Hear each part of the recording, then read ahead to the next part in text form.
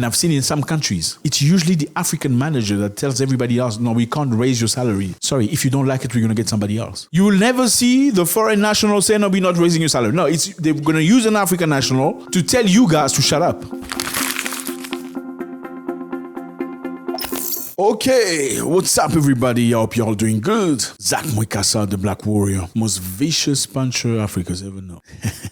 Sounds good, doesn't it? So today is a beautiful day. I'm in a good shape, in a very good mood, because we got very good news. So let's share this news together. So I bumped into this very interesting incident, a very interesting video of Chinese national flying into Africa with Ethiopian airline. And within the flight, something very interesting happened. They were trying to understand what he had in his pocket. I think we're going to look first before we make any comments. Let's watch. Abachina butanga batubba mu nnyonyi muyina baabo balabi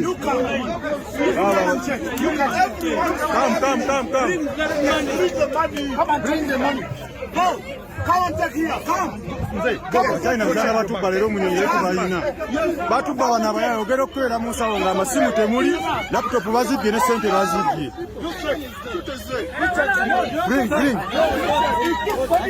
It takes a lot of guts to block somebody like this when you're not 100% sure. Really. Do you agree with me? You need to be 100% sure of what you're doing, because if you don't find what you're looking for, that will be very embarrassing.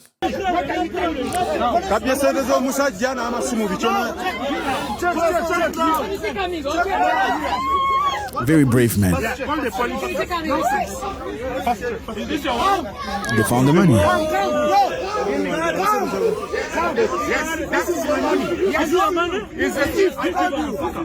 That's manhood to another level.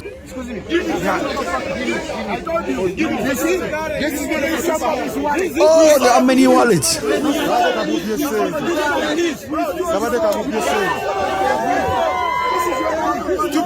Look at the shame, that shame on the eyes of the Chinese person. No, it is not the end. Take him to police. See, I told you. This is very interesting, fellas. There's so much lessons in here. So basically, let's get back to the basics. Very simple. They were in a flight where somebody noticed that he had lost his money or his wallet or something very similar. Spoke to his friend. His friend was very brave. Then the other friend might have seen the Chinese guy pickpocketing, actually pulling the wallet out of the pocket of the other African national, who apparently happened to be Ugandan, and go sit down. So this person, this Ugandan brother, saw everything, and he was brave enough to stand up and say, you know what, we're going to go to the Chinese guy. Instead of sitting in his seat and crossing his arms, wondering what happened to the money. Oh God, maybe it's the Chinese. Maybe we should be courageous enough and go and confront him. He stood up and went to the Chinese guy and said, you know what, fella, you need to show me your pockets. I need to see what you got. That is very brave. That is very brave. Why do we have to talk about these type of things? Because most of us don't believe the Chinese can steal. Because I've witnessed this firsthand by myself. I was traveling in a country in Africa, in the center of Africa. I'm not going to mention the country, just trying to avoid issues, you know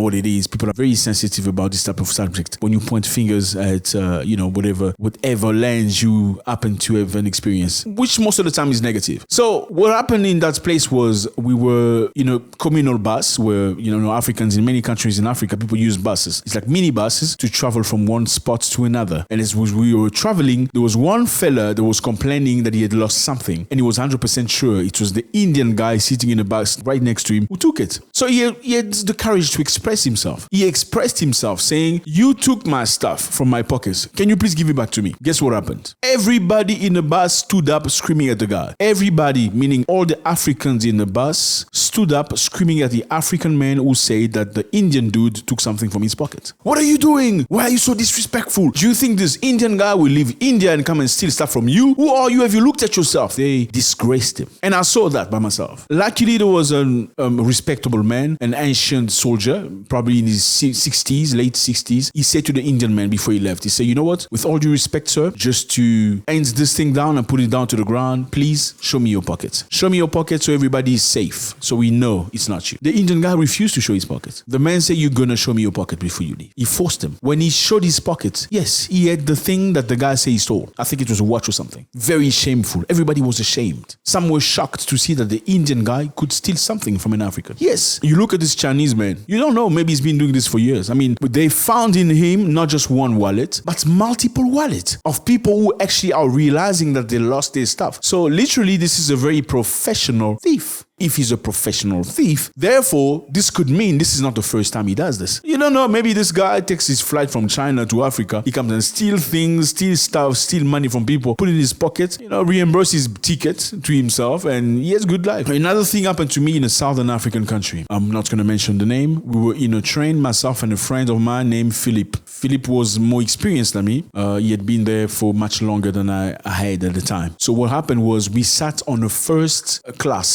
class in the train. Obviously in the train you get different classes. First class, third class, first class economic, whatever you call it. First class obviously is more expensive than the other classes. On that day, we specifically made a choice to buy a ticket that's first class so we could enjoy the experience as we were traveling far. We entered the first class wagon. In the first class wagon, we were the only black people. Everybody else was different. And they were laughing, they were having a good time. Now the controller guys come into the wagon and the first thing they do, they go past the other people from different races. They come straight to us. Please show me your ticket. I was ready to show my ticket. My brother Philippe said, no, I'm not showing my ticket. Before I show you my ticket, you're going back to ask everybody their ticket first. Then you're going to come to me. Then I can talk to you. This is very disrespectful to me. I cannot accept this. They're trying to scream. He said, I'm not going to scream with you. I'm just telling you, you know what? Before you see my ticket, you're going to check everybody's ticket. Because I think this is profiling and racism. The train stopped literally. They had to call the police to come in the train so they could get us to show our ticket. And I was fearful. I was scared. It was my very first time. Not so experienced. Then Philip said to me, chill, brother. Relax. We're going to get to the end of this. So the man in front of the police was obliged to go through the process. He went to everybody else and asked for their ticket. And by the time he went through the last person, none of the 7 guys had a ticket. Of all these people we respect, none of them had a ticket. We were the only people in that wagon to have the ticket, legally. People in front of us, people behind us that most of you respect had no ticket. Yeah, you respect them by appearance. You just look at them, you think they're never poor, they don't have issues, they don't have financial problems, they will never cheat, they will never lie. It was embarrassing, but it was such a great moment for me and Philippe at that time. So the lesson is simple. Be courageous, be brave. When you feel that you're within your rights, you need to stand up and speak out. This is wrong. I will not accept this. This is wrong. Now, what breaks my heart is when you go to some countries in Africa. I have seen this personally. When an African person has an issue with a foreigner, Africans are not foreign in Africa, not in my view. If you're an African national in another African nation, I don't see you as a foreigner. What I call foreigner is people that come from different continents, meaning Asia or whichever other place, come to an African nation. Those are foreigners, as per my view. Now, many Africans are ready to confront other Africans on various issues than they are ready to even speak to another person coming from either India or Lebanon or Europe. We are too scared to speak out, too scared to stand for yourself. You can look at it and you can even confirm it into jobs. When some Africans work for Europeans, they become more friendly with Europeans than they are friends with Africans. They become harder with Africans. Also, all they have to do as Europeans or Indians or whatever Chinese, it's hire a few Africans, 2 or 3 of them, then you can control the rest of Africans. So you have 2 or 3 Africans which you pay money, you pay a good salary, and what happens is they're gonna check